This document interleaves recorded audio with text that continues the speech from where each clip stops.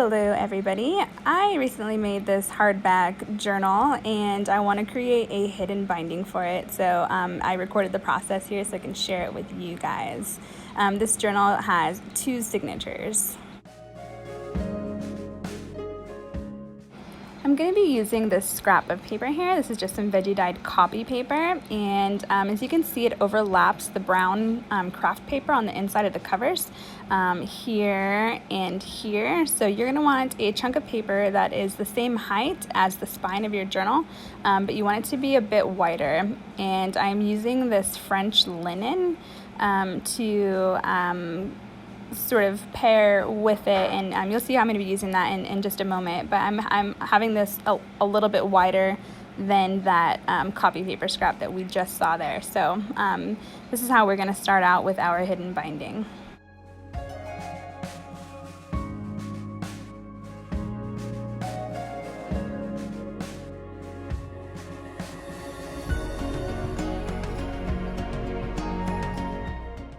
With the paper on the top of the fabric, we are going to run this through the sewing machine.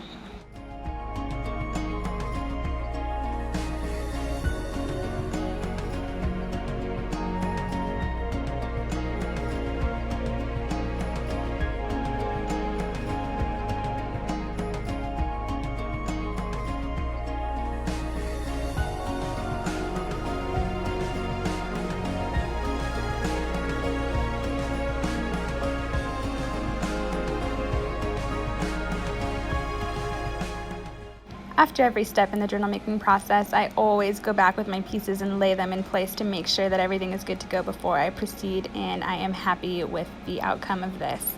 You can see here the stitch on the top. It's going to line up with the top of those brown craft papers there, and so is the stitch on the bottom.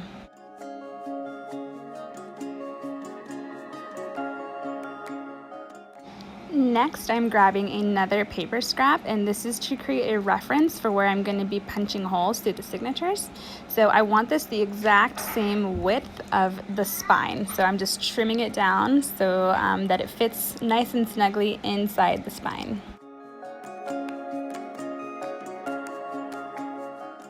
I also want it to be the same approximate height as the signatures or the spine, so I just tore it up a little bit so that it was a little bit shorter, and now I'm just folding it directly in half.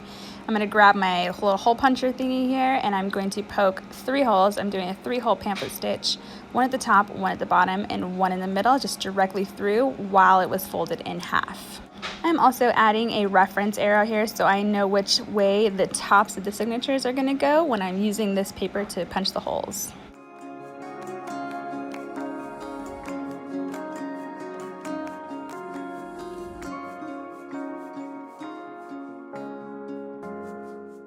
Now I'm just going to find the center of my signature here, clip everything in place.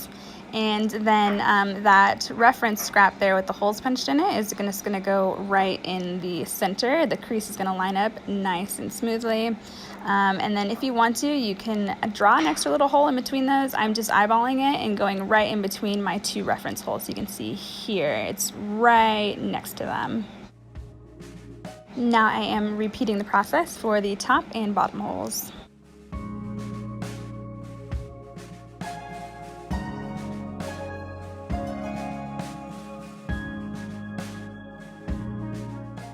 Next, we're going to grab that the spine lining that we made earlier. Make sure your arrow is pointing up, and I'm grabbing a ballpoint pen, and again, I'm making sure this little scrap paper with the arrow drawn on it is lined up exactly inside the spine, and I'm going through and marking out my reference on the spine lining.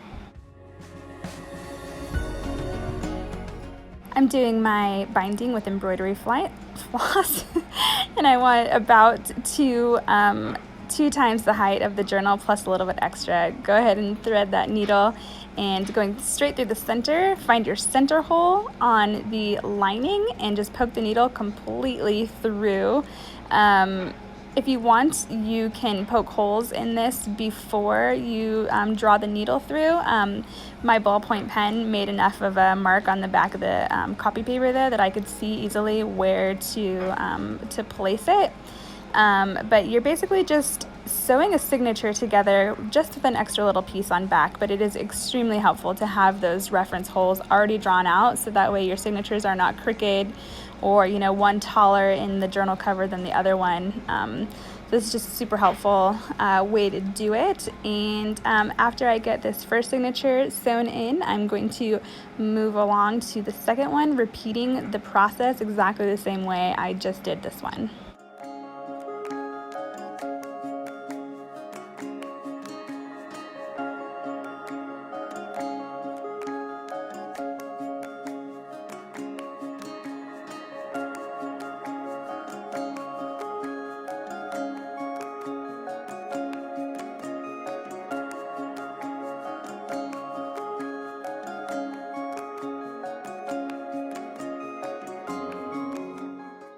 The nice thing about this step is you already have those holes punched in the middle from when you did the last signature, so just go ahead and punch them through the same exact holes and your signatures should line up, and you know, one won't be taller than the other one. They will line up perfectly inside of your cover.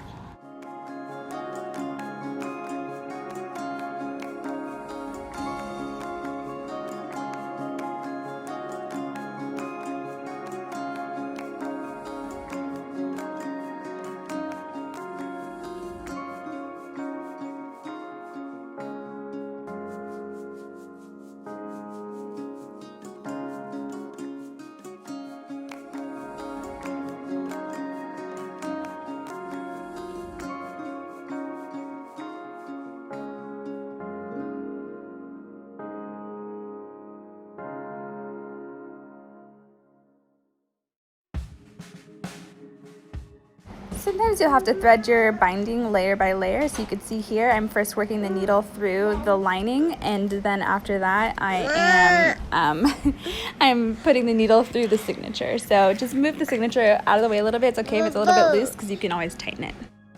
My apologies, the lighting in this part starts to get a little bit funky, but you can see here both my signatures are securely bound to that spine lining that we created. And so the next thing that I'm going to be doing is just using my fabric fuse. I use fabric fuse. I'm going to use my fabric fuse and just go ahead and kind of get a nice little base cover of glue on that lining, and then I'm going to go ahead and also apply some glue to the spine, and I'm taking care to get some glue onto that brown craft paper because I do want them to overlap, and I don't want any of that inside spine to be visible. You could find your center by eye or by measurement. I just kind of stuck mine on there by eye. You can also do it by feel. It's pretty obvious when you close up the book if your stuff is lined up or not. And then just sort of go through, smooth out that lining piece, and wait for your journal to dry, and then you have a beautiful spine on the outside. You can't see any of the stitching, and it's just a fun little way to put a journal together. Here I am fraying the top of that fabric that's coming out from the inside. I like it to stick out a little bit, and I like it to be frayed. So that's just what I'm working on right here.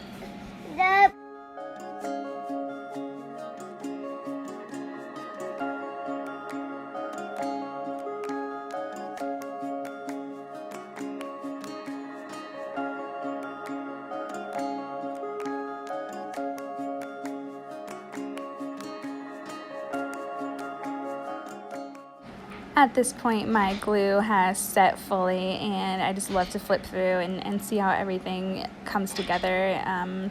This is a beautiful journal. I'm really pleased with the way this one turned out, and I hope you guys found this helpful. I apologize if my thoughts were not all completely gathered. I've been up since pretty much 2:30 this morning. So I'm feeling a little bit tired, but also motivated to actually try and get some stuff done today. So yeah, happy crafting. If you have any questions, if anything was not clear in this video, feel free to drop a question down below and I will do my best to answer. Cool. Have a good October. Have a good October, everybody, and I'll be back soon with more videos.